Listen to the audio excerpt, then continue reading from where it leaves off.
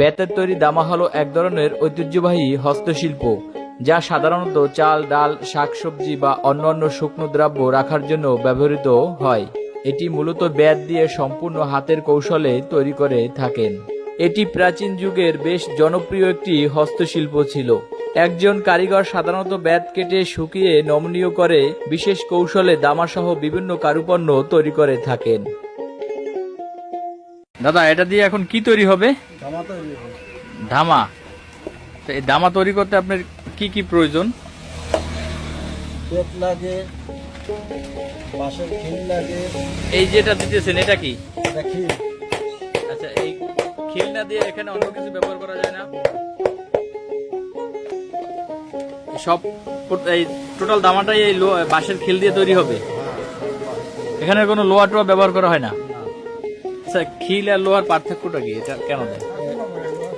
লোহায় ছাতি থাকে, হ্যাঁ, আর ওটা উঁচু নিচে হলে কাটা যায় না, আর জং ধরে যায়। ও, সেজন্য এই বাঁশের খিল ব্যবহার করা হয়। হ্যাঁ, বাঁশের খিল। আচ্ছা, এই দামা তো সম্পূর্ণ বেত থেকেই তৈরি হচ্ছে। হ্যাঁ, তো আপনি কত বছর যাবত এই দামা তৈরি করে আসছেন? ধামা তৈরি করি 35 বছর ধরে। 35 বছর? আচ্ছা আচ্ছা। তো এই দামাটা কয় কেজি ওজনের ধরবে মালামাল? 12 কেজি ধান ধরবে। 12 কেজি দান ধরবে? হ্যাঁ। আচ্ছা।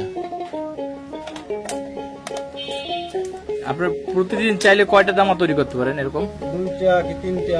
2-3টে পারেন? এগুলোকে আপনি অর্ডার নেন না এমনি নিজে তৈরি করে বাজারে বিক্রি করেন? অর্ডার নেই, বাজারে এখন আর বিক্রি করি না। অর্ডার আসলে তৈরি করি। তৈরি করে দেন না? আচ্ছা। এটা কি আপনার পূর্বপুরুষও করতো এই কাজ? হ্যাঁ। তো এই বেত শিল্প, এই যে কুটির শিল্প, এটা তো এখন আর আগের মতো দেখা যায় না। না, এখন খুবই কম। আচ্ছা, মানে কেমন এই বাঁশের যে এখন তৈরি হয় বা অন্যান্য, সে তুলনায় বেতের মান কেমন? বেতের মান ভালো। বেতের মান ভালো? হ্যাঁ। তো মানুষ এটা কেন এখন ব্যবহার করছে না? ব্যবহার করছে না এরা।